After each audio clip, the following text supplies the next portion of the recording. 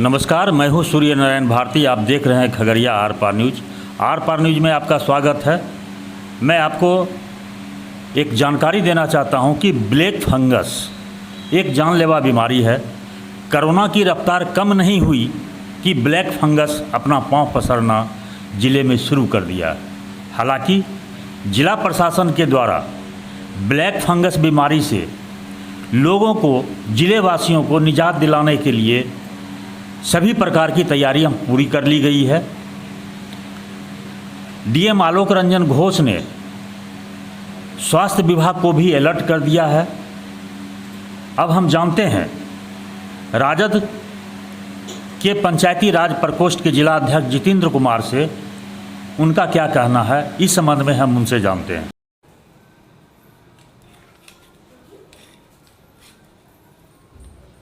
Corona का दूसरा लहर समाप्त भी नहीं हुआ कि जिला में ब्लैक फंगस जैसे गंभीर बीमारी सर पर चढ़ गया है। ब्लैक फंगस के ही कारण अलौली प्रखंड के अंबा इचरवा गांव का एक हरे राम सिंह किसान थे, उनकी ब्लैक फंगस बीमारी होने के कारण ही मौत हो गई और जिला प्रशासन के द्वारा जो व्यवस्था होनी चाहिए थी वह भरसक प्रयास कर रही है। लेकिन इसके पहले हम जानते हैं राजद के जिला पंचायती राज प्रकोष्ठ के जिला अध्यक्ष जितेंद्र कुमार उर्फ राजा चौधरी से, आखिर उनका क्या कहना है ब्लैक फंगस और कोरोना महामारी को लेकर। कोरोना दूसरा लहर अभी समाप्त भी नहीं हुआ है। एक नया बीमारी आया है ब्लैक फंगस। यह जानलेवा भी है और इसका कोई व्यवस्था शासन प्रशासन के द्वारा नहीं है। हाल फिलहाल में 2-4 दिन पहले अलौली के अंबा इचरवा में एक किसान की मौत हो गई थी, उसको तो अभी तक मुआवजा भी नहीं मिला है। और यहाँ के जो प्रशासन हैं कागजी तौर पर गाड़ी दौड़ा रहे हैं, ऑक्सीजन दौड़ा रहे हैं। 1 महीना से ऊपर हो गया, एक भी ऑक्सीजन प्लांट अभी तक नहीं लगा है खगड़िया में, जबकि मंत्री का आदेश है कि 10 दिन के अंदर लगना है। तो इस परिस्थिति में जनता तो खुद अपने भगवान के भरोसे जी रहा है।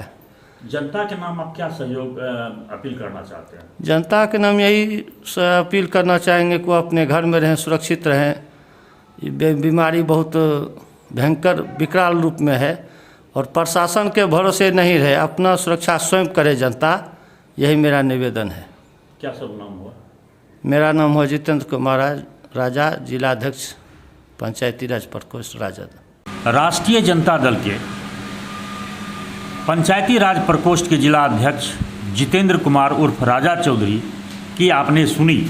उसके बाद मैं आपको सीधे ले चलता हूं सदर अस्पताल के सिविल सर्जन अजय कुमार सिंह से। बात करते हैं कि ब्लैक फंगस की तैयारी उन्होंने किस स्तर से की है और कहां तक तैयारी पूरी कर ली गई है और उसके बचाव के लिए सदर अस्पताल के द्वारा क्या किया गया। इस संबंध में हम जानते हैं सीएस से, उनका क्या कहना। सर, ब्लैक फंगस बीमारी खगड़िया में भी आ चुका है। ब्लैक फंगस बीमारी से अलौली प्रखंड के अंबा इचरवा गांव में एक व्यक्ति की मौत भी हो चुकी है और संभावित रूप से जिला में भी पैर पसारने लगा है। हालांकि अभी तक कोई मरीज स्वास्थ्य विभाग में नहीं आया है, लेकिन संभावना जताई जा रही है कि ब्लैक फंगस अपना पैर पसार चुकी है। इस संबंध में सर आपके द्वारा सदर अस्पताल में क्या व्यवस्था की गई? ब्लैक फंगस एपिडेमिक घोषित किया जा चुका है बिहार में और ये वैसे मरीजों में होता है जो बहुत ही पहले से इम्यूनो कम्प्रोमाइज्ड रहते हैं। जैसे किसी पेशेंट को कोरोना होने से पहले यदि उसको डायबिटीज़ है, सीवियर डायबिटीज़ है, या कोई कैंसर है, या ट्रांसप्लांटेशन हुआ है किसी बॉडी पार्ट का, तो वैसे मरीज अक्सर इस बीमारी की चपेट में आ सकते हैं।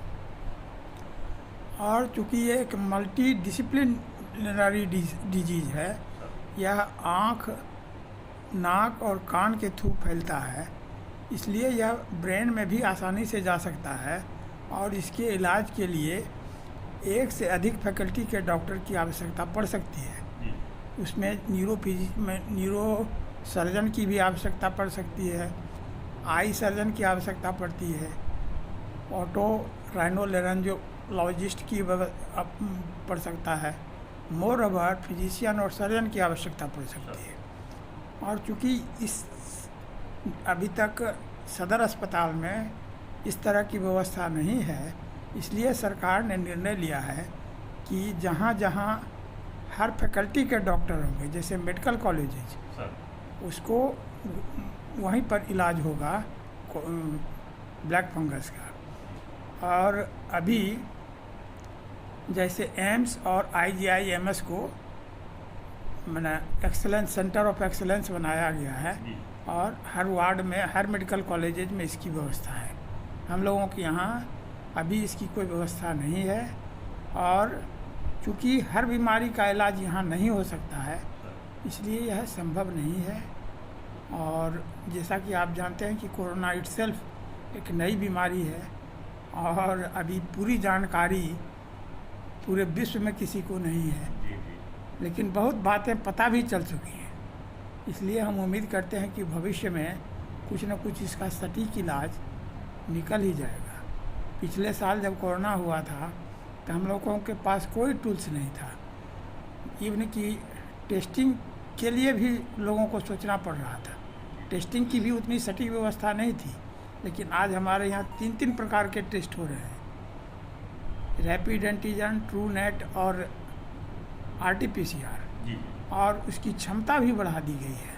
हम लोग प्रत्येक दिन जो है करीब 2500 रैपिड एंटीजन कर रहे हैं, टेस्ट कर रहे हैं, और वैक्सीन की भी पर्याप्त मात्रा में उपलब्धता है।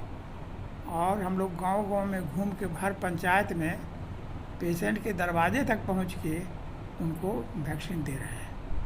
इसलिए अपने तरफ से पूरी व्यवस्था है, लेकिन जो व्यवस्था यहाँ नहीं की जा सकती है तत्काल, कहने का मतलब कि हर जगह तो एम्स नहीं खुल सकता है ना, खगड़िया में तो एम्स नहीं खुल सकता है, तो यही व्यवस्था अभी वैसे मरीजों को सर यहाँ से रेफर करना मस्ट है।